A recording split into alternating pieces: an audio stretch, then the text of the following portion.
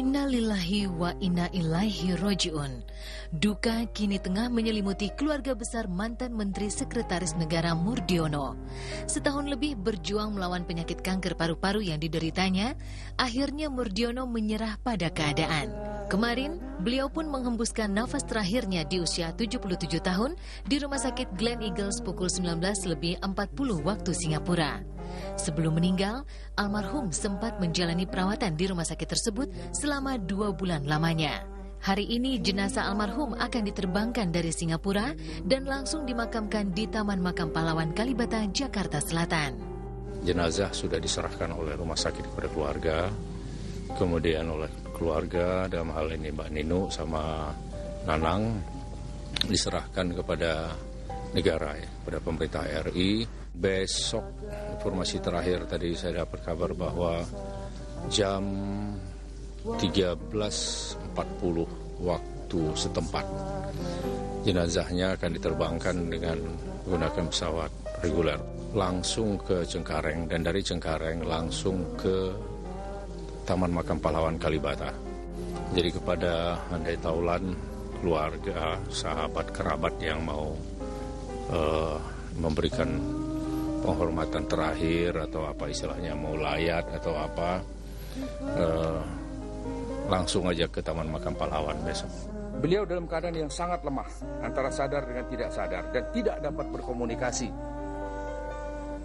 Apa yang beliau ucapkan sama sekali tidak dapat diartikan. Waktu itu sempat disedot, karena aku udah kebanyakan lendir di paru-parunya sehingga batuk-batuk itu, dan kasihan gitu ya. Jadi yang saya ketahui adalah paru-paru ya. Semasa hidup, tentu begitu banyak kenangan yang sudah ditorehkan almarhum di hati keluarga, kerabat, sahabat, dan orang-orang terdekatnya. Pengacara Henry Yosodiningrat sekaligus juru bicara keluarga almarhum yang tahu betul bagaimana perjalanan almarhum begitu merasa kehilangan sosok yang menjadi tauladan bagi keluarga. Beliau sebagai manusia biasa tentu juga tidak luput dari kekurangan-kekurangan ya. Tapi saya melihat jauh lebih banyak kelebihan-kelebihannya. Bukan hanya saya.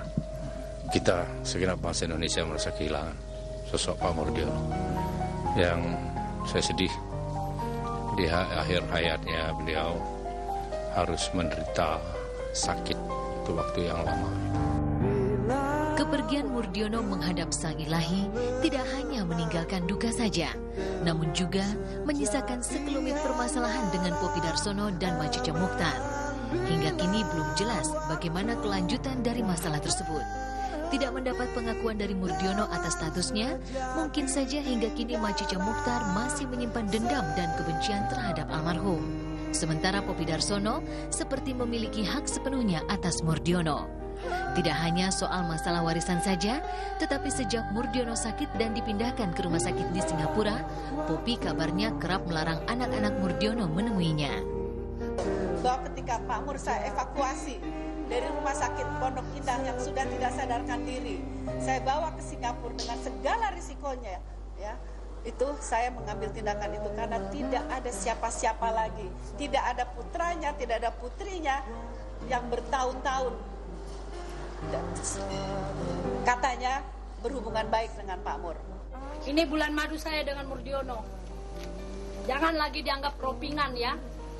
Kalau masih mau, masih ada 2 lemari di rumah saya, foto-foto saya dengan Murdiono. Ini bulan madu saya di Bali. Anda boleh lihat, ini Maret 94. Jadi kalau ini semuanya masih dianggap rekayasa, silakan Anda menafsirkan sendiri. Mengenai hubungan Pak Mur dengan anak-anak beliau, seperti apa yang diberitakan juga bukan urusan saya. Sebab sepenuhnya itu adalah hak Pak Mur dalam menentukan sikap dan mengambil keputusan tanpa terkait dengan ada atau tidaknya kehadiran saya dalam kehidupan beliau. Jadi saya sangat berkeberatan jika sebab dan masalah yang ada pada diri mereka dengan ayah mereka selalu dikaitkan kepada diri saya. Yang kita lihat dari anak-anaknya seperti itu ya, tentunya beliau mengajarkan kepada kita semua ya. Meskipun mungkin kalau menurut orang lain, wah ini nggak benar, masa anak-anak dibiarkan seperti itu, ya itu terserahlah orang akan menilainya apa ya. Tapi itulah realita yang kita lihat.